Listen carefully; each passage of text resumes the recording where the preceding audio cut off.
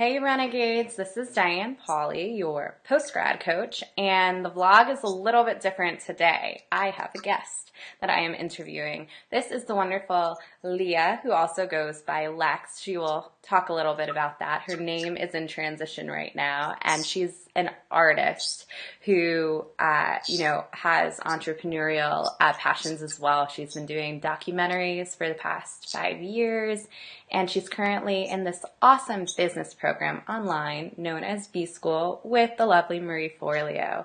Hi, Leah. Hi, Diane. Thanks for having me on your blog today. You are so welcome. So we are going to have an unlimited chat, kind of talk about everything you're doing, and just delve into the massive unlimited potential within you. So do you want to tell viewers if they should call you Leah or Lex? Sure. So, it's a great question, but I'm not totally sure what the answer is at the moment. All in transition. Mm-hmm. I grew up with the name Leah, and my middle name is Alexandra, and 6 years ago, I started going by the name Lex, which is a little remix on Leah and Alexandra smushed together. And I've loved that. It's been a unique name, very memorable, Yes. and wonderful to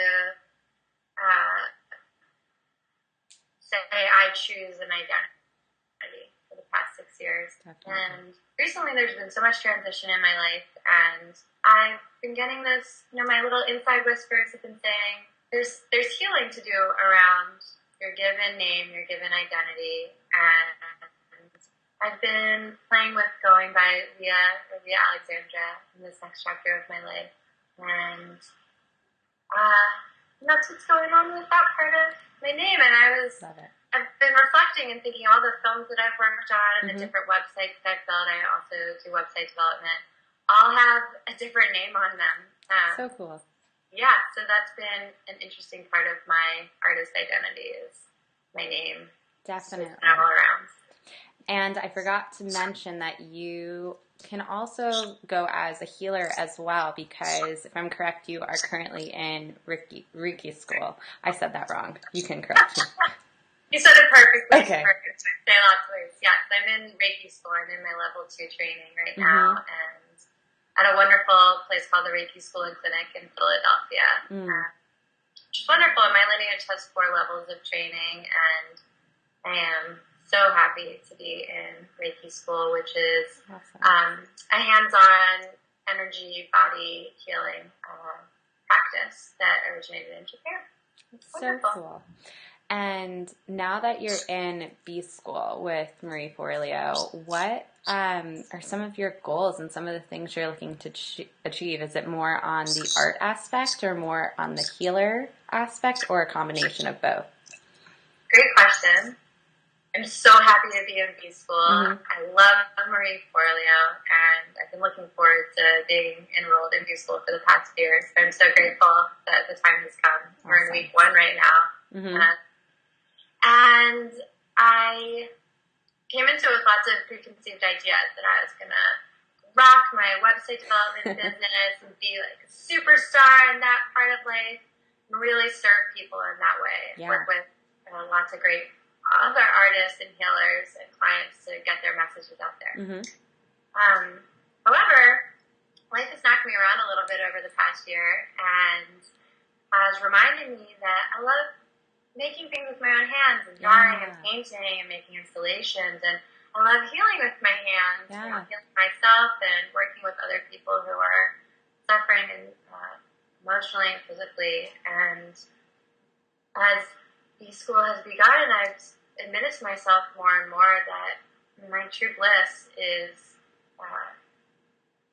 creating art that carries an important message to people, and also working with people one-on-one or in small groups to help them wake up in the ways that I'm just starting to wake up, and to realize that they're worthy of healing, and that there's so many ways to do that through creation and through nutrition and through moving our bodies and through connecting with one another. So definitely. So excited to see how Marie Forleo's program is gently and in a challenging way getting me to show up to what I'm really here to do. Yeah. I love that you said, that, you featured your hands, and that's making art, and that's, healing. And it's kind of like those are your tools. Those are your artist tools. And it's so important how you touched upon showing other people the worth in their art and who they are and the value in their identity, because something that I found along this entrepreneurial journey is that you're just a few steps ahead of who you're going to be reaching out to and talking to. And so many people are like, I don't know if I have the wise expertise or the value to give out. But people just want to know that it's okay on the other side, and you're just a few steps ahead of them, guiding them, showing that it's okay. And learning from people who are just a few steps ahead of me. Yeah. I love working with teachers and elders who, have so much capacity for grace and humor and knowing. And also it's such a relief to connect with people who are just around the bend that I'm scared about or excited about. So it is a great reminder that as I look to those teachers, I can bring that to other people who are in need of that. And I love the idea that we're best at teaching what we need to learn most. Yes. That's something that really resonates with me. Definitely. And I think it speaks so much to what you're touching on right now. Mm-hmm. So true. And I know you just hit on this a little bit, but you're, in the midst of all of this new transition and transformation right now. So what are some things that are, anytime we're in the midst of, getting deeper and going to that next level with ourselves, lots of things come up sometimes. Are you facing any of those kind of voices right now? Totally. Yeah, and I'm not surprised about it. And also, there's kind of that moment every time a mean voice comes up where I'm like, where did it come from? Yeah. In my right mind, I know, of course, when I start to excavate and touch on these true gifts and the true ways I can be of service to other people, my fear and my ego and all these arms of negative stuff in the world, negative programs are coming in and saying, you're not good, you're not worthy, people are going to think you're crazy, this healing stuff's nonsense, your art's ugly, nobody needs this, such mean stuff, horrible, negative junk that's just rising up to the surface. And, whenever it happens, I kind of feel punched for a second, and then I say, well, that's great, it's coming up, so we can shed some light on it and let it go, instead of it swirling around and being a monster in my mind without any regulations. Oh my gosh. The havoc that it's wreaking. I know. I am so, so glad that you said all of those things and you didn't sugarcoat any of it, that, my art is ugly, because obviously I've seen your art. It's not ugly at all. But those are things that, people watching, they need to hear, because you're talented and yet, you're still facing these triggers that come up and they uncap all of these emotions. And I love how you said shed light. A little trick that I've learned in my coaching and my self-development, it's this little sentence, this little acronym I use called Remember, Act for Real. And maybe this will help a little bit. It's to recognize what you're feeling, because a lot of people like to bury it under that little soul rug, and they're like, I'm not going to talk about it. Soul rug is awesome. Oh, good. I love that. You can take that, definitely. So, good. I'm glad that resonated. So, recognize what's going on and saying, okay, I feel like crap right now. Let me sit with this. And then the second one, to act, to accept, which is really, really hard to do, because it's like, I want to ignore you. And it's a process. The F is to forgive yourself, and kind of, anybody that's maybe said something to you over the years that has come up, because maybe they just didn't know. Maybe they were a little ignorant, and to forgive them just in your heart. And then the last one, real, to release it all and let it all go. So I hope that helps a little bit. It does. I would love to do like an infographic for you, or for you to have one. Spells that out for everybody. I love that. I would love that. Yeah. So cool. do that. Definitely. Yeah, because that's, something that comes up when you're going through these transitions. I know we talked a little bit before our chat about this thing called strategic vulnerability. Do you want to kind of share, some of how you feel about personal things you go through and when it's good to share and when it's not good? Yeah, totally. So Diane, you brought up this idea of strategic vulnerability into my life, and I love it. I'm so excited to hear you speak more on it after I give you and the viewers a little more background. And it's interesting because I have come from this wonderful documentary filmmaking world with an incredible mentor. I've worked with lots of wonderful people, but especially my wonderful mentor, Glenn Holston. And he's taught me how to connect with people who are having lots of challenges in life and help them figure out what they want to share to share their story that might not otherwise be told and be able to connect with other people who might be having the same challenges, so people know that they're not alone and that there are different options and avenues and means of expression and connection. Definitely. So I've had this great kind of behind the lens training about what it means to support people through that process of sharing their vulnerability. And I love drawing and journaling. I've been, my dad's a tuba player, my mom's a writer, my grandma was a museum docent, my uncle's an architect, my parents were like elementary school teachers. I've been really encouraged since I was little. I'm so passionate in that regard. I've, just been so encouraged to be a weird artist.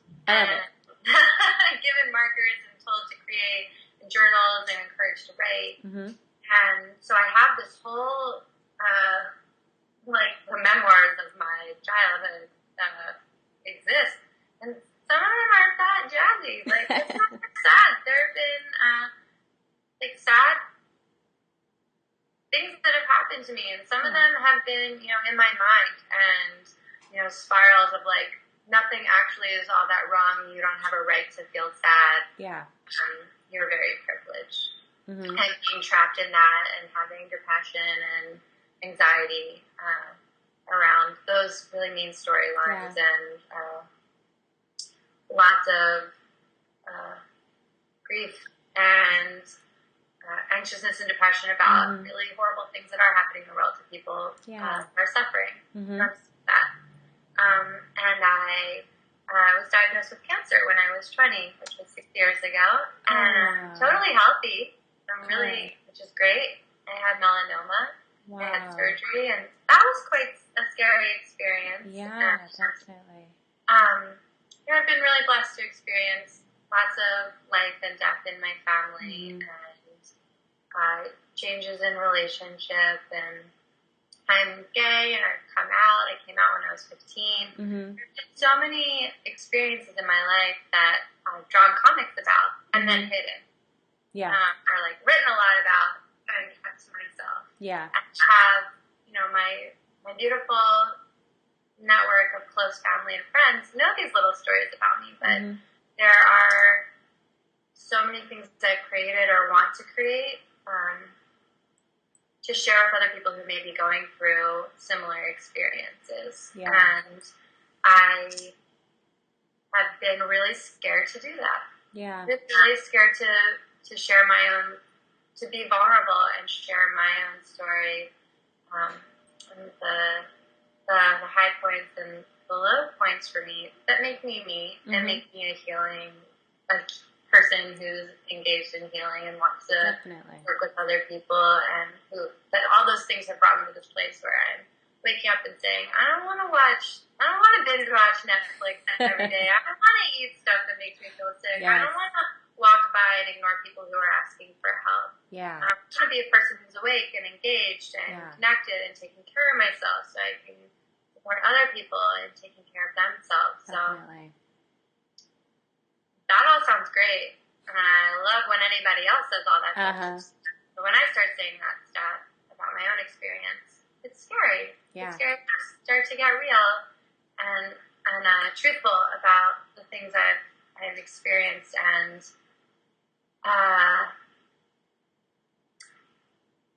strategic vulnerability is genius, because I was telling you the other day, like, well, now things are great, and I'm doing better, and I'm, like, in Reiki school, and I'm meeting well, and all these amazing teachers are coming to my life, and William Forleo, and Gabrielle Bernstein, and Chris Carr, and Danielle Laporte, and Diane, and all this great connection, and so now I can tell everybody about, like, all this great stuff that you can do, because I'm doing all this great stuff, and what you told me was, well, actually, it's the other stuff that's really important for people to hear. It's great for people to hear the things that have worked for you, but it's also important to share why you needed some things to come into your life that worked.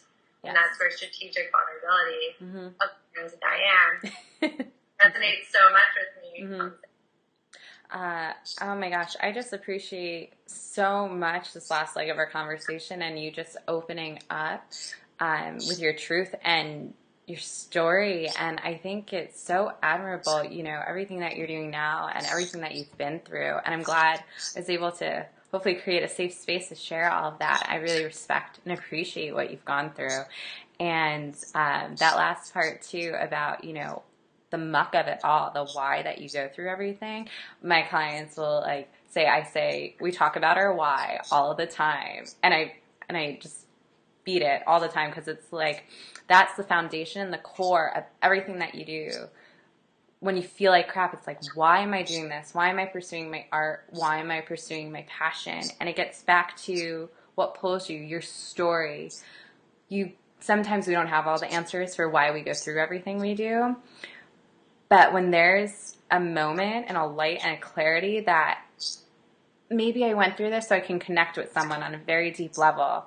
And maybe it's, you know, so it's not all about me binge watching Netflix. I love it. And, you know, eating crap, because people, you know, they can get really focused on themselves and really down on themselves and forget that there's a whole world out there. And I think it's a real progression, especially for people, you know, now in their 20s and 30s, to really kind of look for a greater purpose and a greater calling, and to go through all of these transitions and tough times, but it propels them to look outside of themselves, kind of take off those blinders and say, hey, now I can use what I went through. There was a reason for it. And it's not about me. It's about connecting with this tribe of people out there who need, you know, what you have too, through your art, through your expression. There's a story behind it. So you're not just giving them art, you're not just giving them healing, you're giving them a connection and a relationship with you, saying, I understand you, and here's a piece of me, you know, to help you. Beautiful. Thank you. Thank you for doing the coaching work you're doing, and being brave and talking about your story, and coaching other people to get brave to talk about their stories. I really, really am grateful for the work you're doing. Oh my gosh, thank you so much. I'm grateful for having you and learning more about you and the amazing work you're doing. So if anybody, all these little renegades watching, want to find your work, is there anywhere we could check you out online? Yes, and it's going to be changing, but this address I'm going to give you will auto-forward to my next internet home. But right now, you can check out my work and connect with me at lexgstein.com. That's LEXGSTEIN.com. Awesome. And I want to, particularly because of something you said earlier in our conversation, I want to send anybody who's interested to this other website I'm working with called OC87recoverydiaries.com. Oh, okay. Maybe we can put the link for these things with our interview. Definitely. It's this really cool website. The computer's being funny, so. Oh, you're good. This really cool website all about sharing different people's stories with mental health recovery. It's super empowering, lots of little documentaries and drawings and music and essays and movie reviews. Great website. And there's coming up in the spring of 2014, in the summer, I'm going to have 3 separate posts with my drawings. Awesome. About my journey, which I'm really excited about. And so I've been doing these drawings this past week. And earlier in our interview, you made the super obvious connection that I'd never made before, that I like to draw with my hands and I like to heal with my hands. Yeah. And of course, the past 2 weeks, all I've been doing is drawing hands with like hearts and like healing and love coming out of them. And I'm really grateful for that wonderful connection that you just, were able to mirror back to me. That's so helpful, and so helpful to be making that connection at the beginning of B-School. Oh my gosh. You're so welcome. I didn't even know that. I think you can call that your superpower, in a way. There you go.